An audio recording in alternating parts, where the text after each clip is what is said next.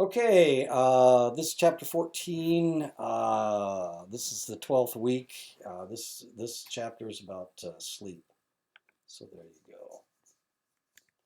Most creatures display a daily rhythm that approximates 24 hours. For this reason, it is called the circadian rhythm. If you look at this word, circa is this is Latin. This is a Latin word. Circa means around, and dia means day, so it's around the day. So it's a circadian rhythm, the around the day rhythm. Animals who are awake at night and sleep during the day, like most rodents, are called nocturnal. And this is one of the reasons that owls are so fat, is because they have a lot of rodents running around and they get to eat whatever they can find, I guess. Animals that are awake during the day and asleep during the night are called diurnal. This behavior may be controlled through the animal's hormonal structure. When a creature is not given definite external cues, such as in winter, they must maintain their own cycle. This is a process known as free running. Of course, this is a more serious problem the farther north you go, the less daylight you have. And because of that, of course, people start having interesting problems, like they will become depressed. When an animal, including man, is allowed free running circadian rhythms with no external cues, they tend to run a little behind 24 hours. Any cue that an animal uses to synchronize their rhythm is called Zeitgeber, which is German for time giver. So when we were stationed in Germany, we had a MASH unit. We had a MASH hospital, and we had to practice setting it up and tearing it down, which was never fun. But it was something that we needed to do. So a lot of times, what they would do, they would have us practice. If you're a medical unit, unlike combat units where you retreat or whatever, but you're always in charge of what happens to you because you're a combat unit. Medical units can't be captured. If they capture the medical unit, then all of a sudden your military organization doesn't have any medical facility, and of course people can die. So one of the things we had to practice was getting away from the enemy. If the enemy were advancing toward us, we would have to do what we called a bug out. And what we had to do was break down the hospital and move it someplace where it was safe. And of course, that was command's responsibility to give us someplace to go. Well, in Germany, the Germans during World War II, the Nazis during World War II, dug a bunch of tunnels in some of the mountains. And of course, we were in Western Germany, so there were mountains. There's mountains all over Germany. So what we would do, we would set our hospital up someplace like in a meadow, and then they would give us bug out orders, and we had a select amount of time to break it down and to move it into one of these caves, and that's what we did. And then we would stay in the cave for an extended length of time, setting up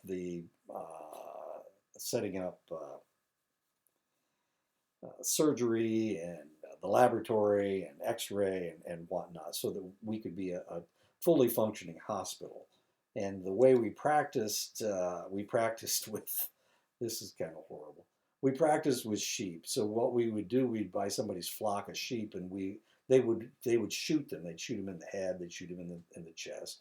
And usually they shot them with a small caliber weapon, so it wouldn't kill them. And then we would come back and they would practice doing surgery. Anyway, this one time we bugged out.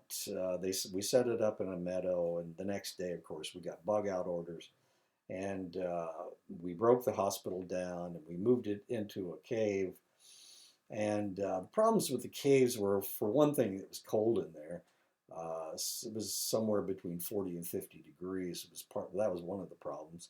And since it was cold and wet, it was always cold. I mean, that moisture went right through you, and we'd have to wear winter gear when we were inside, and that was never any fun.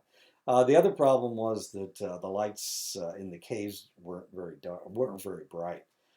So of course we would take lights in there, but we couldn't use our outdoor lights. because they were too bright. So a lot of times you're wandering around in the semi-darkness. It was not a lot of fun, and it was cold. So one time we had to stay in there for about a week, and we were in there, and we were in there for about a week, and we practiced doing surgery. They were bringing the wounded in through the entrance to the tunnel, and we did surgery and we did labs, and we practiced. We were practicing being good medical people. Anyway, so they let us out at. They were supposed to let us out at 4 o'clock. This is in late September, early October. They were supposed to let us out at 4 o'clock, and we were going to leave the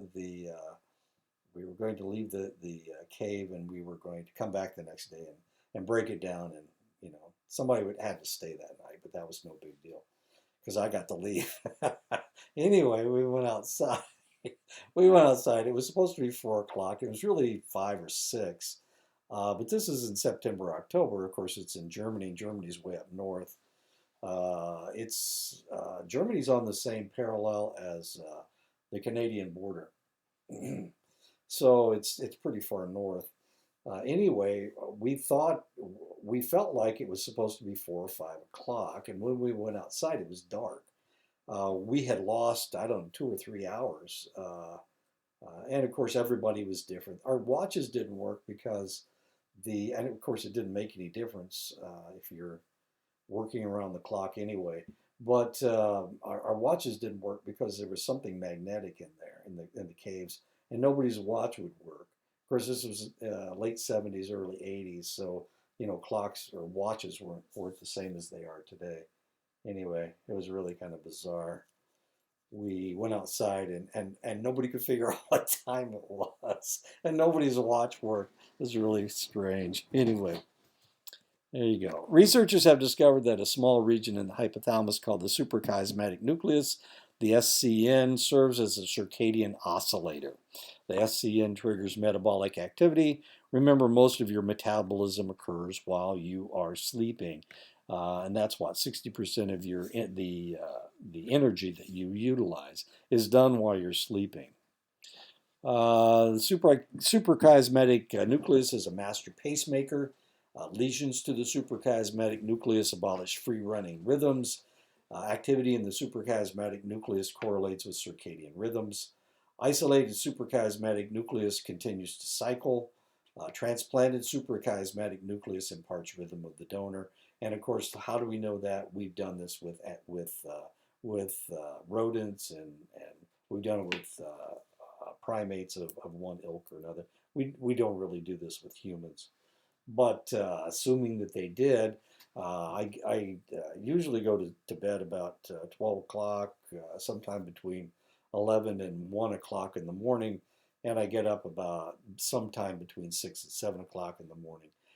If they transplanted a suprachiasmatic nucleus from somebody that was a night owl and was working graveyard shift, then their normal time would be they would sleep during the day, and they would work during the night. And of course, that's what I would have. It would change my sleeping pattern from sleeping at night to sleeping during the day. We normally produce different intensities of electricity in our brains. While we are awake, we produce short, rapid waves known as beta waves, and these are beta waves right here. This has to do with what we're looking at is the height of the electrical waves. So the beta waves are the shortest waves, actually. When we are relaxed and drowsy, we're about to fall asleep. This is when we produce alpha waves, and these are fairly close together, but they're a little bit taller than the beta waves, and that's what we're looking for. We're looking for height. In stage 1 of sleep, we begin producing theta waves, and these are theta waves. It's a different structure, so you can't compare this one with the last one, but these are what theta waves look like. You can see they're a little bit farther apart. In stage 2 of sleep, we produce theta waves with sleep spindles. And sleep spindles is, this is a period of activity, and it only lasts for a second or so. That's what the sleep spindles are. But they have to do with dreaming about activity. So if you're dreaming along, then all of a sudden you have to run for 100 yards. That would be a sleep spindle when you got up and started running, or somebody came at you and you had to fight them off. That would be a sleep spindle. In stage 3, delta waves first appear, and this is stage 3. These are what delta waves look like. As you can see, they're a lot taller, and they're a lot farther apart. In stage 4, the majority of the waves are delta waves, and actually this looks more like stage 4 sleep to me. This one does, anyway. The last stage is marked by rapid eye movement and is thus referred to as REM. And this is REM, and it looks an awful lot. As you can see, they're relatively short waves, and they look really very, very similar to beta waves when you're wide awake. In stage 1 and 2, the individual is often not aware that they are asleep. They're unresponsive to the external environment. Stage 3 and 4 is the most relaxing form of sleep. However, it is during these stages that most people do their sleepwalking and talking early in the night, when these stages are longer. Now, the reality is you're paralyzed during REM sleep. You can't move at all. So if you were going to move or talk or sleepwalk or talk, it would be right here in stage 3 and 4 sleep. Now, that gets really strange. It gets really weird when we start talking about dreaming. During REM, all the movement is suspended. Heart rate is increased, the blood pressure is up, the brain activity is at a waking level. The most vivid dreams occur during REM sleep, during this stage of sleep. If denied REM, the individual will begin to act psychotic. So, and we're not really sure. Sleep is a real mystery to most people, or to most scientists. We think that possibly the reason that one of the reasons for REM is to dissipate all of this psychotic energy that you have. So you need to get rid of that. And the way that you get rid of that is by going through REM sleep. And it has to do with the dreams that you're dreaming. That has to do with the psychotic energy that you build up. So if you can't dissipate this, then potentially, or what will happen if you are not allowed to go into REM sleep, then you'll build up all this psychotic energy. You can't get rid of all these odd memories that you have in your brain. And so one of the things that will happen is that you will have a psychotic episode. There's your sleep cycle. As you can see, this is delta wave sleep. If you were only sleeping for a couple hours, you would still be completely rested when you got up. You could sleep, but of course you wouldn't get rid of any of your psychotic. This is all the psychotic episode you get rid of. There you go. So you need your REM sleep, but you also need your delta wave sleep, because this is when your body is doing all its repairing. As the night progresses, the length of time a person spends in REM increases. Dreams in REM in the first part of the night tend to be realistic, while those toward morning are longer and more vivid. People actually dream throughout the night, with realistic dreams happening in non-REM sleep and more vivid imagery happening during REM. Individuals who are depressed tend to have more dreams that are more intense than normal. It is thought that the excess dreaming is due to a state of hyperarousal from excess worrying. Night terrors occur in the early hours of the sleep cycle, while the sleeper is in stage 3 or 4. Night terrors are more prevalent in males than females and tend to be more common in children. It is almost impossible to wake someone from the night terror, and they often strike out at the person trying to awaken them. And of course, this is one of the things that happened right after during the Vietnam War. Individuals would serve a tour in Vietnam. When they came back, they had PTSD. They would go to sleep in their own bed, of course. They would start dreaming about the war, and when their wives tried to wake them up, the individual would strike out at them. Sometimes they came close to killing them because they thought that their wives were the enemy who had snuck up on them. And of course, a caused a lot of divorces. And of course, at the time, we hadn't identified PTSD yet. A couple different reasons. The federal government didn't want to identify it as a problem because if they identified it, then they'd have to pay for it.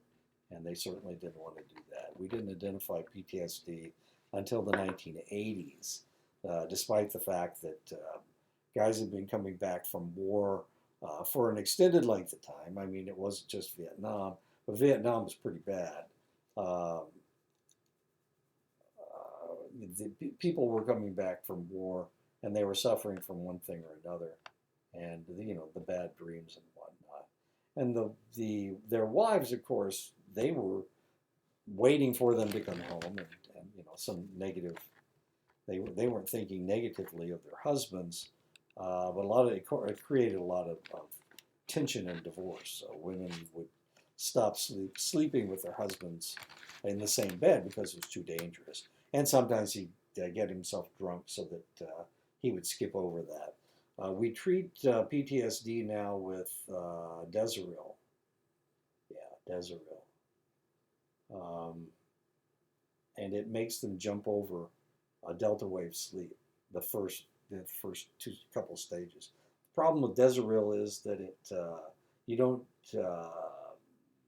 get enough deep sleep, and since you don't get enough deep sleep, it makes you feel tired the next day. That's part of the problem. Incident. I had a student one time who, when she was somewhere in her 10 or 11 year range, she had a night terror and she punched her stepfather. And people got the wrong impression of what was going on. They thought she attacked her father, her stepfather, and so they took her out of the house and they sent her to juvie. And she was in juvie for a couple of years. And of course, she was always confused. She was embarrassed about it. It was on a reservation, and because it was on a reservation, people were all upset about. I mean, they're the ones that sent her away. Anyway, when she came back, she wasn't allowed to live with her father. I mean, it was really kind of silly, and she didn't understand what had happened. And then she was in my class one day, and we were talking about this, and everything clicked. She knew exactly what had happened. Nightmares occur in REM sleep and happen in more to more girls than boys. These dreams seem to be longer in duration and occur late in the sleep cycle when REM is dominant. Humans of different ages sleep differently. Most infants do not develop stable sleeping patterns for several weeks after birth. And of course, if you've ever been around parents with a newborn baby, a lot of times they're sleep deprived because the babies don't seem to have a stable sleeping pattern. And because of that, of course, they're up during the night and they want to sleep during the day. And so, the parents are having a difficult time. They have their own circadian rhythm. They can't adjust to the baby's schedule. And the baby actually doesn't have a schedule. So a lot of times there's a lot of sleep deprivation with a newborn. Premature infants may spend as much as 80% of their sleep in REM. Full-term infant will spend about 50% of their night in REM.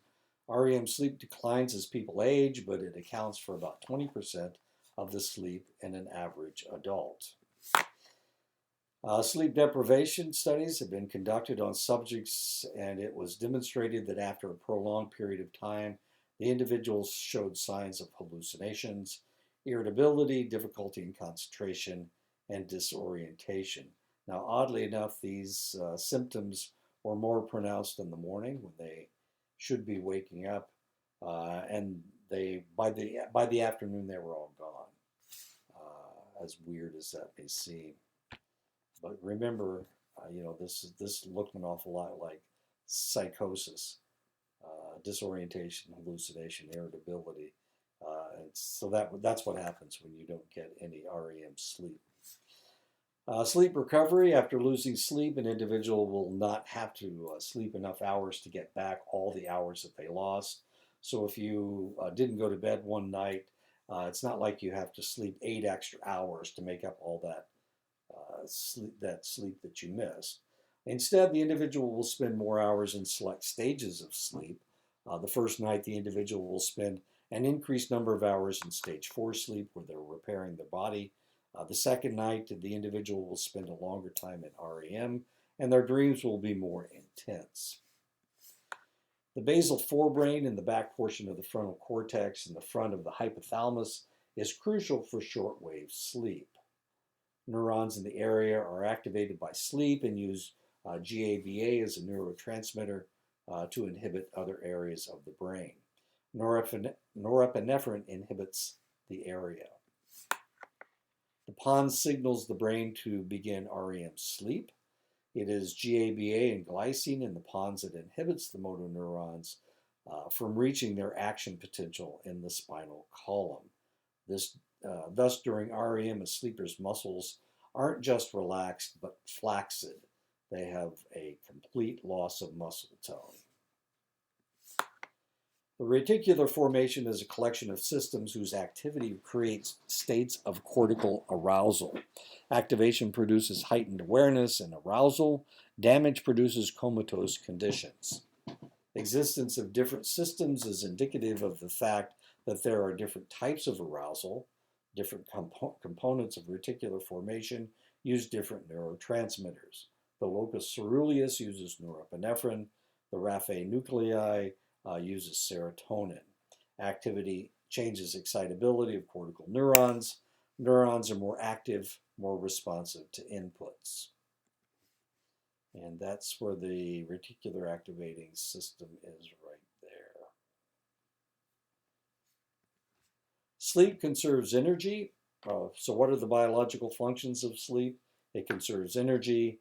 Sleep allows animals to be inactive when their major predators are active. Sleep restores the body. Sleep aids memory consolidation. Sleep consolidates material learned while awake. Somnambulism is another name for sleepwalking. It takes place in stage 3 and 4. It usually only lasts a few minutes, and the individual is unaware that the episode took place. So let me tell you a sleepwalking story.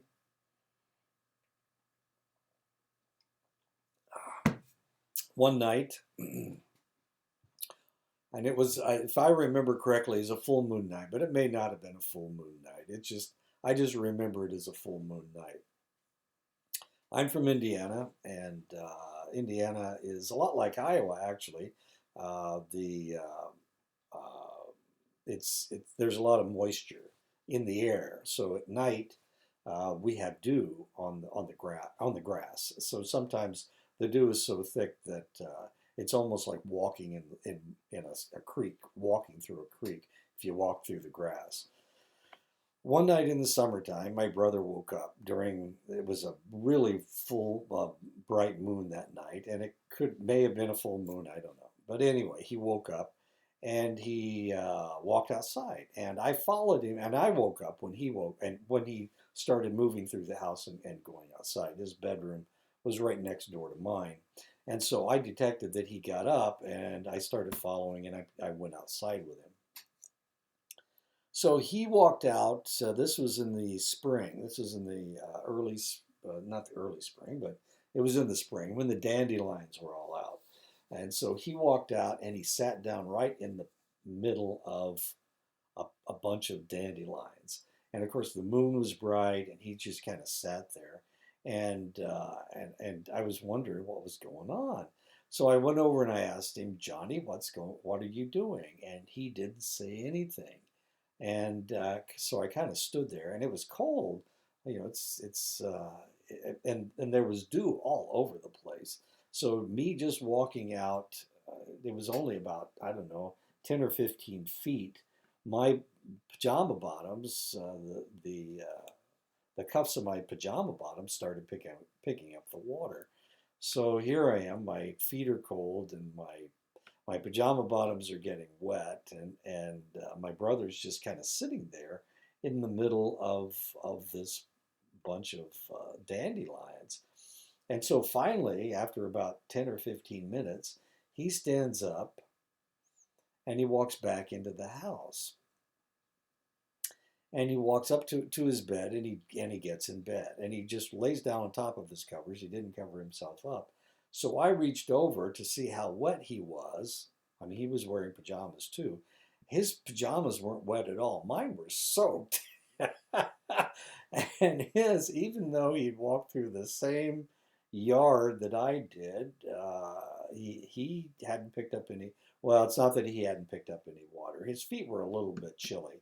Well, what he had done, you can produce heat that dries things. You know, if this happens to you, if your shirt's wet, and you sit there for a couple minutes, then you'll start producing more heat, and the heat will actually dry out your clothes.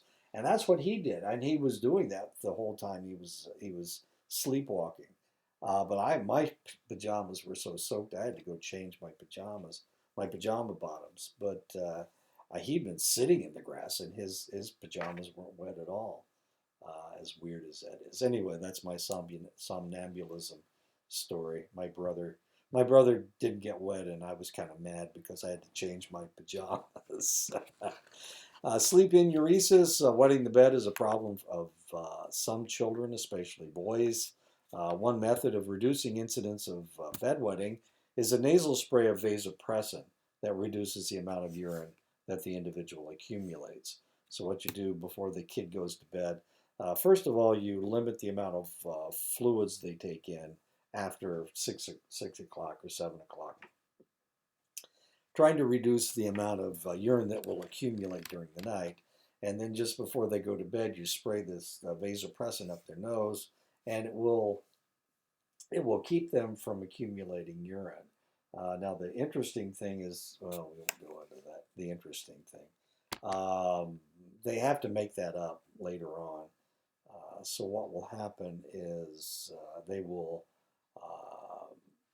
urinate excessively, later on in the day, when because the body has to get rid of all that urine somehow. Gastric ulcers. Researchers have discovered that REM sleep can irritate or activate gastric ulcers. Sufferers of gastric ulcers secrete 3 to 20 times more acid during REM as a normal person. Cardiovascular problems. Hospitals report that cardiac patients are more likely to die during the last 2 hours of sleep, between 4 and 6 o'clock a.m., the period of time when they have intense REM episodes. Now, you remember what we said about REM? That's not it. Wait a minute. Heart rate is increased, the blood pressure is up, and the brain activity is at a waking level. And if they have a dream that is fairly intense, there is a possibility that they will have a heart attack at that time. It's really kind of curious. I used to work graveyard shift, and of course it was called graveyard shift for a couple different reasons. Everybody seemed to die during the graveyard shift. They were going to die. They usually died at around 4 o'clock in the morning. And of course you'd get all these people. You'd have to check them into the morgue about that time. It's really kind of odd. Research also shows a connection between angina and REM. Angina just means chest pain, and chest pain is a precursor. Angina is a precursor to a heart attack. So usually they'll have the pain, and then the pain indicates that they're about to have a heart attack. So there you go. Insomnia is commonly reported in older people, females, users of tobacco, users of coffee, users of alcohol. So if you have an old female who smokes and drinks and gets up in the morning and drinks a pot of coffee, insomnia may be the problem that she will potentially have. Sleep state misperception is when an individual claims not to have slept, but EEG tracings show that they actually did sleep. The other morning, oh golly, my wife and I were having a tiff, and I was kind of upset.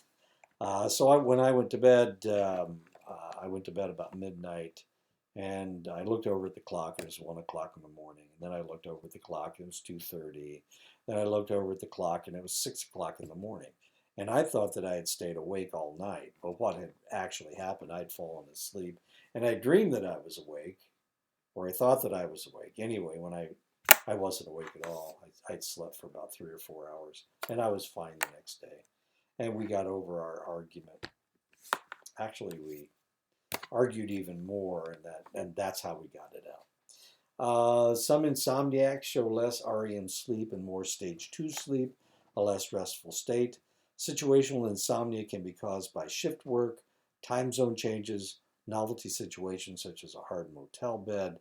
These problems may cause sleep onset insomnia, difficulty falling asleep, or sleep maintenance insomnia is a condition where the individual has difficulty remaining asleep. Sleep apnea is a problem for people who form a respiratory obstruction when they sleep. As the night progresses, their oxygen level drops and the individual is kept from sleeping deeply by a choking feeling. This is a common problem with obese people, but it can happen to anyone who sleeps in a strange position. It can happen to alcoholics. If you've ever been around an alcoholic, a lot of times they'll fall asleep and they will just kind of curl up in the oddest positions. And sometimes it looks like, how in the world are you breathing? And a lot of times they aren't. So you have to be careful. Have to keep them from choking themselves to death. Sometimes that, of course, that doesn't usually happen. Normally, what will happen if you start choking is that you'll wake up. So one of the problems with people with sleep apnea is that they're sleep deprived. I was working in an emergency room in Omaha, and I had a lady that I was working with, and I was working weekends at this hospital, and one weekend she didn't come in, and she called in because her husband was in jail. Of course, she didn't tell us that right away. So what had happened was he was suffering from sleep apnea. And of course, nobody knew it. He was snoring, and she didn't think that that had anything to do with sleep apnea. But what was happening was he was snoring because he had sleep apnea, and because he had sleep apnea, he was sleep deprived.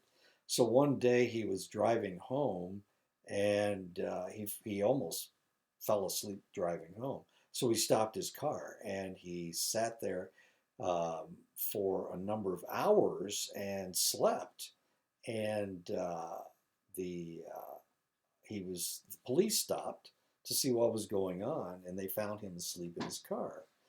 And so they arrested him, and the reason they arrested him was because he had stopped in front of an elementary school, and he was asleep. He was sleeping in his car when the kids were out on the playground, and somebody had, the teachers were watching him, and they saw a strange car, and had been parked there all day, and so they called the police. The police came and they picked him up.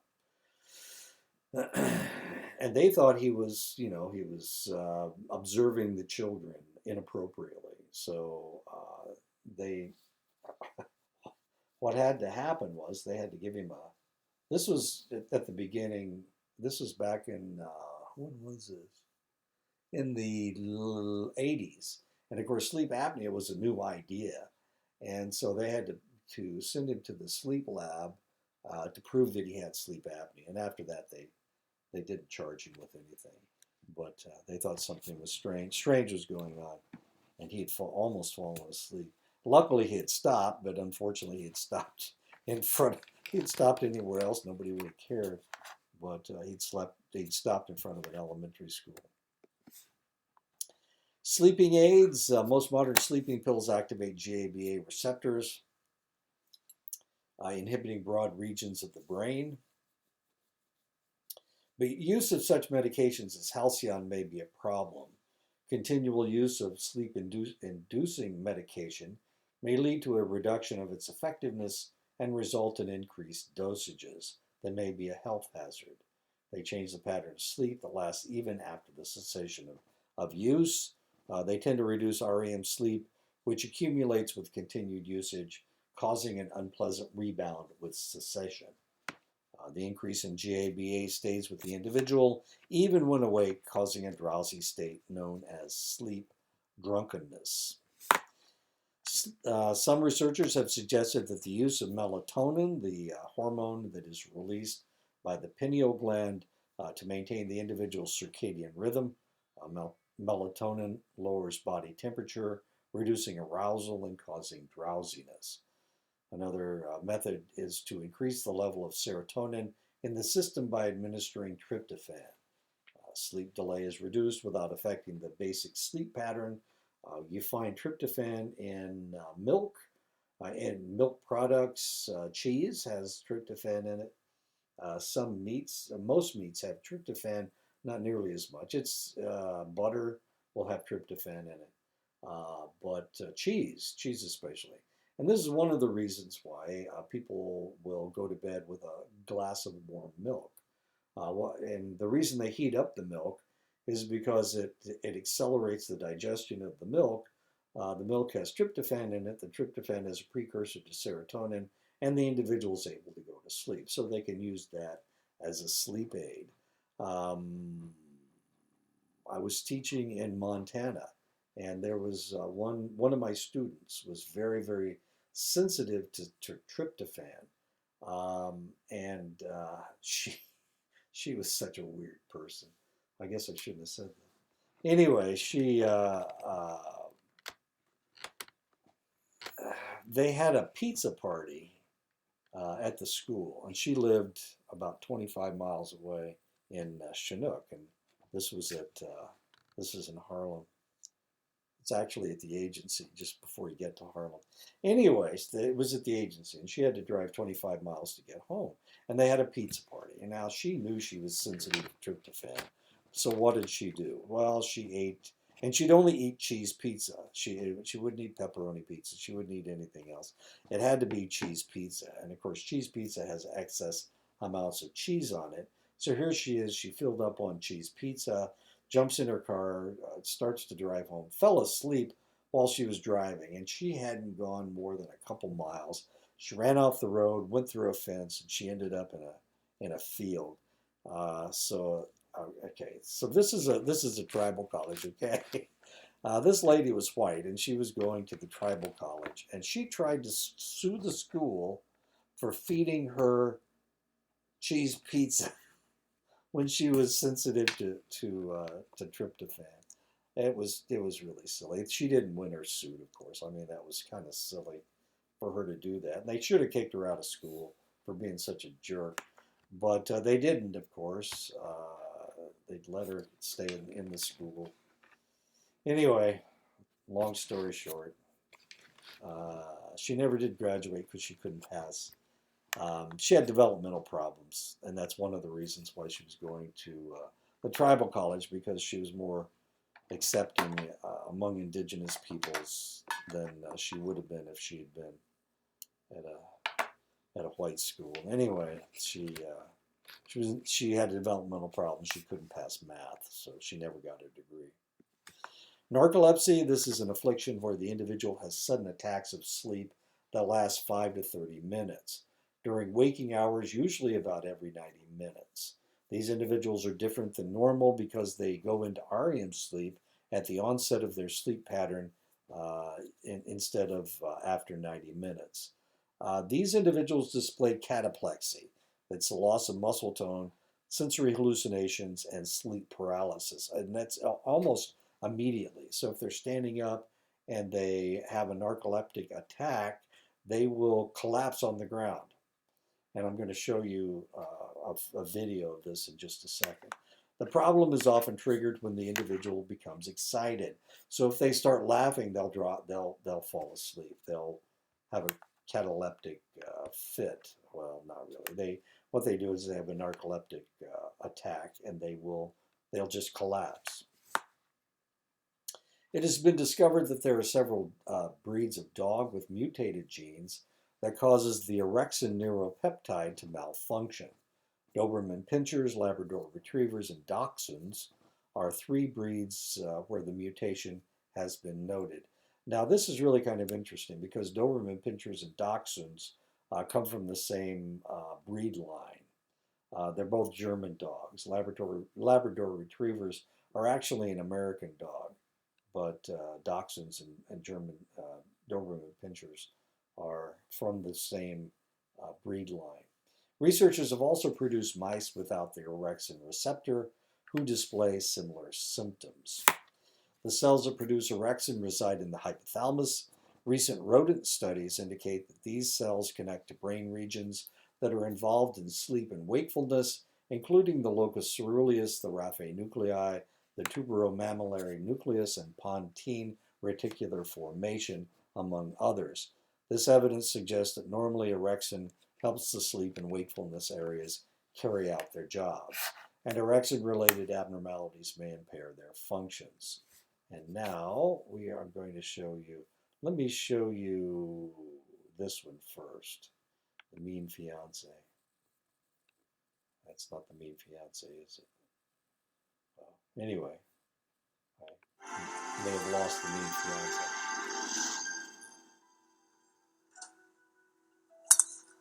36-year-old Nicole Giray is a member of the Ladies Professional Golf Association and has been for 13 years. But concentrating on her game became more and more difficult due to narcolepsy, a condition where a person's sleep and awake cycles are constantly interrupted. I was diagnosed with narcolepsy in the height of my career. I was falling asleep all the time, and I would go to doctors and try to figure out what was wrong with me, and everybody kept saying that I just led a crazy lifestyle. Yeah, sleep is controlled by an internal clock. The brain actually has a little pacemaker behind the eyes. You have neurotransmitters in that pacemaker that fire. It's almost like an electrical circuit. That goes out to relay stations, and those relay stations have neurotransmitters or chemicals that relay this signal. And so the brain wakes up at a certain time. That signal lasts for a certain number of hours, and then when it begins to wear off, it shuts off, and another circuit inhibits wakefulness and promotes sleep. Narcolepsy disrupts this function, and excessive daytime sleepiness is usually the first, most obvious symptom. But there are other symptoms that can be disturbing and very frightening, like cataplexy. Cataplexy is the sudden loss of muscle tone or the development of muscle weakness, usually triggered by a strong emotional stimulus. More often than not, that emotional stimulus is laughter, happiness, joy, surprise.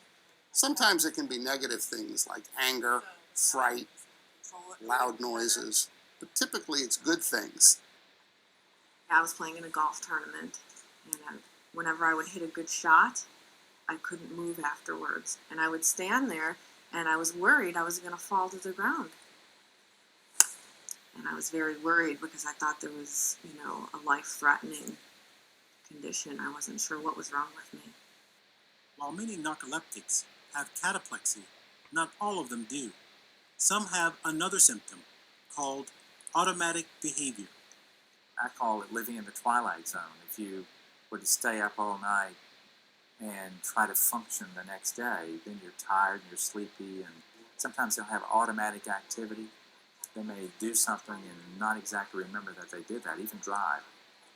I walked into the men's john one time, and the guy said, "You're not supposed to be in here." And I said, "Well, why not?" He said, "You're in the men's room." Oh, I was asleep. I had no idea what I was doing. So those were things that I used to do all the time. There are treatments available that can make living with narcolepsy easier. The medications that we have tend to improve alertness and stop the episodes of emotionally induced muscle weakness. The ones that improve alertness tend to stimulate the cell groups in the brain that are important for keeping us awake. So they're not actually correcting the loss of the chemical, they're just aiding in our ability to remain awake. Thanks to a combination of therapies, Nicole now has her narcolepsy under control. I'm not falling asleep when I drive. I'm not falling asleep on the golf course ever. I never do that anymore. I learned how to pay attention to my body and learned what keeps me more awake.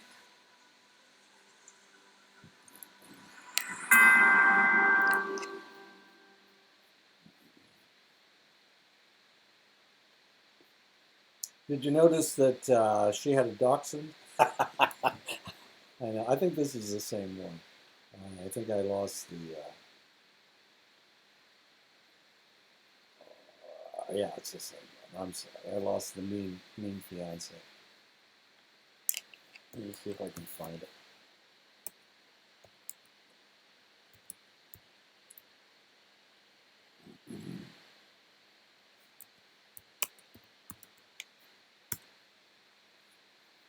Narcolepsy. Misspelled narcolepsy. Let's see if I can find it. It may be gone. I don't see it anywhere. Oops, wait a minute. Maybe that was it. Maybe with the red shirt. Okay, that's all right. We'll watch this other one. Now you understand what narcolepsy is.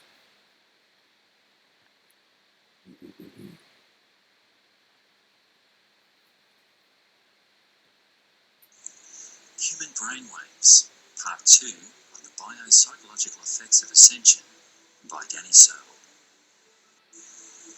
The brain has its own set of electrical frequencies it uses to communicate with itself and the rest of the body. The Electroencephalograph, or EEG, measures brain waves of different frequencies within the brain. Waves can overlap somewhat, merging seamlessly into one another. Brain waves are measured in cycles per second, or hertz. Raw EEG frequencies include gamma, beta, alpha, theta, and delta. These frequencies are linked to behaviours, subject to feeling states, and psychological correlates.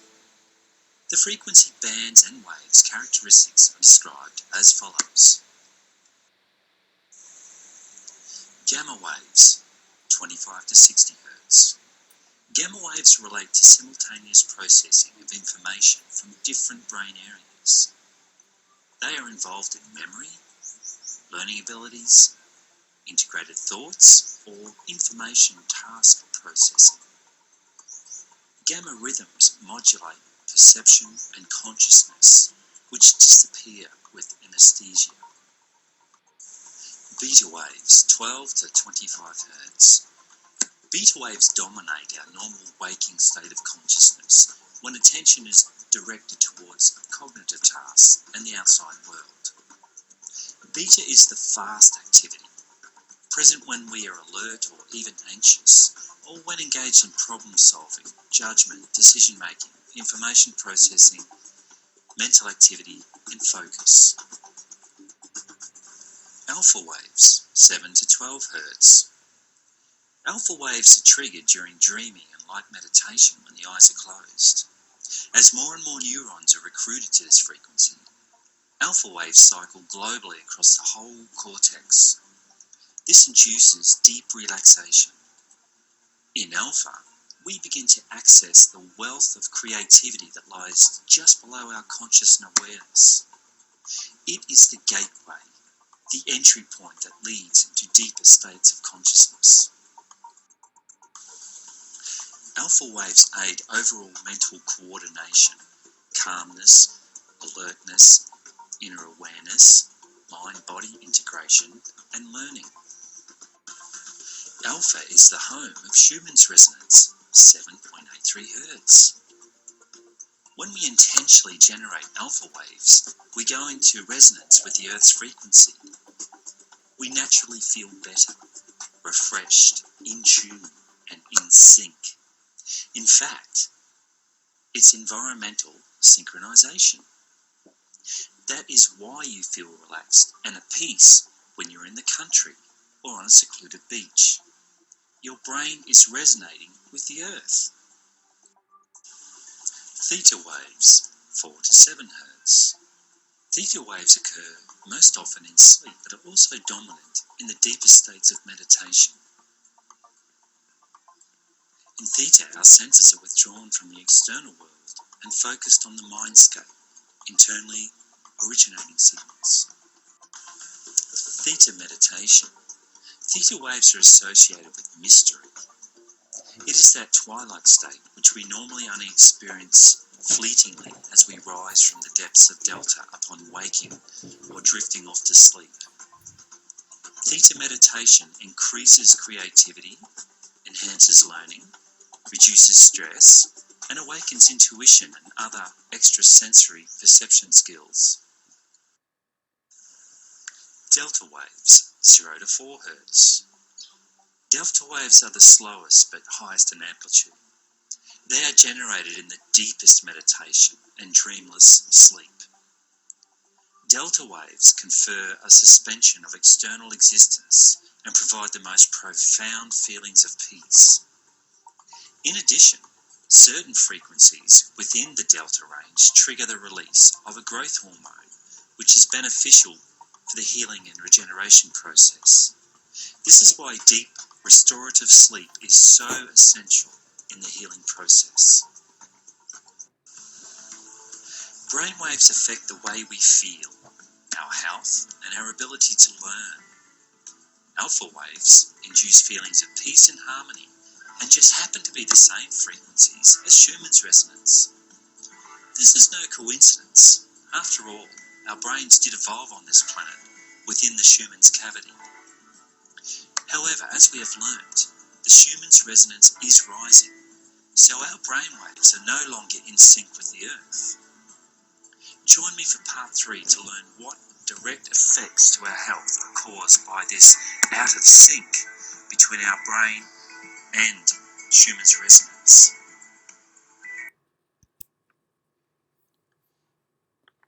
Let me show you this other one, this last one.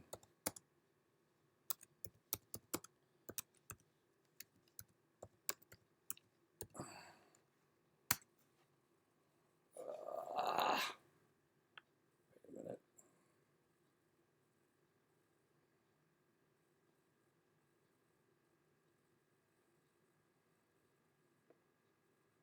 I just found it. Wait a second.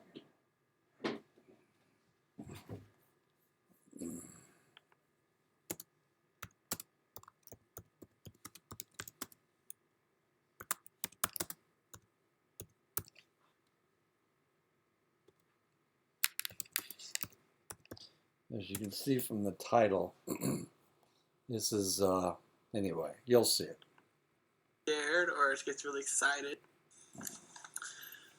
Okay. Right now, me and my brother are gonna scare my fiance because my fiance has this little tick, this little problem. She actually has narcolepsy, and whenever she gets scared or she gets really excited, she tends to pass out.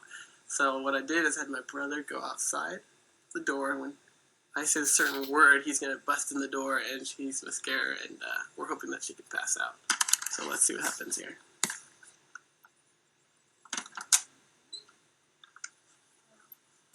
It kind of was slow at the beginning of that. Hey, baby. Hey! What are you doing?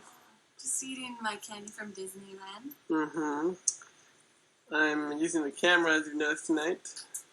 Yeah, what are you doing fast? I actually have a question for you.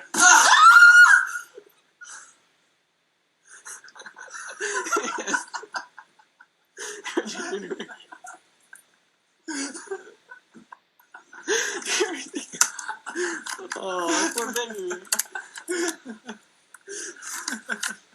Wake her up, wake her up.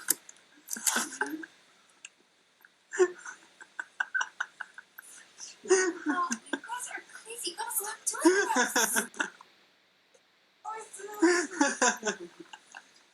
this. Yeah, you like messing with my health. Yeah, I agree with whatever they said. That's pretty mean. I don't think it's funny at all, but evidently he thought it was funny. If I were her, I would have punched him right in the nose. Anyway, there you go.